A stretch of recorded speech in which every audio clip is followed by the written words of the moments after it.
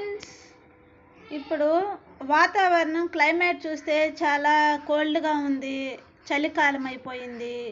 ఇంకొకటి ఏమంటే అస్సలు చిన్న పని చేద్దామనేసి అన్నా కూడా ఈ పనిలోకి కూడా ఏమంటే కొద్దిగా తేమ అనేది తగిలినా కూడా సరే మనకి ఆ తేమ వల్ల అనేది హెడేక్ అని థాన్సెస్ అని కోల్డ్ అని కఫ్ అని చాలా వస్తున్నాయి.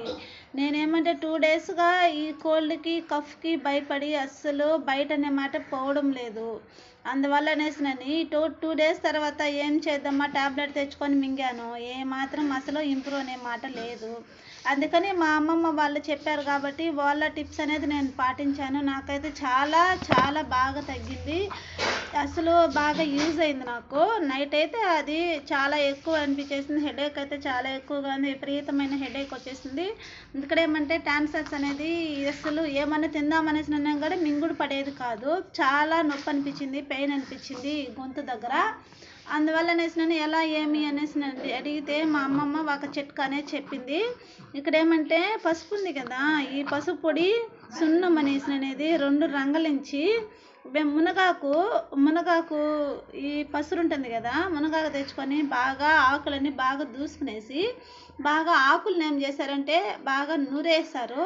ఆ పసురు అనేది ఒక కాటన్ గుడ్లు అనేది ఒక ముద్దలాగా చేసుకొని ఆ తేమని బాగా పిండేసిన తర్వాత ఆ పసురు వస్తుంది కదండి, ఆ తేమ నీరుగా వస్తుంది కదా, ఆ పసురు సున్నము మళ్ళీ ఇక్కడ పసుపు ఆ 3 వేసి బాగా రంగలించుకునేసి 3 ఒకసారిగా కలిపేశారు.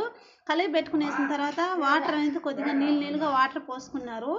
వాటర్ పోసుకొని బాగా గ్యాస్ మీద బాగా వేడి చేసి బాగా ఉడకనిచ్చేసారు. దాన్ని గట్టిపడేంత వరకు ఉడకనిచ్చేసి ఆ మిశ్రమాన్ని కొద్దిగా అంటే గోరువెచ్చగా ఉన్నప్పుడు ఇదంతా కూడా పట్టించేసారు. చూడండి ఒకసారి వీడియోలో నేను వేసుకునేసాను.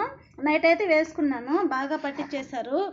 అస్సలు నాకైతే బాగా 5 మినిట్స్లోకి బాగా యూజ్ అయింది, బాగా తగ్గింది. నాకు అసలు ట్యాబ్లెట్ కూడా సరిగ్గా పనిచేయలేదు. ఈ రెమెడీ నేను అసలు యూజ్ అవుతుందా లేదా అనేసి అనుకున్నాను. బాగా యూజ్ అయిందండి. ఒకసారి చూడండి. నాకైతే అస్సలు నేనైతే నమ్మను. అలాంటిది వేసుకున్నాను, చాలా పట్టేసింది. మునగాకు రెసిపీ అనేది ఆ జిగురు అనేది అది ఉంటుంది కదా, దాని నుండి వచ్చే వాటర్ అనేది చాలా బెనిఫిట్ అనమాట.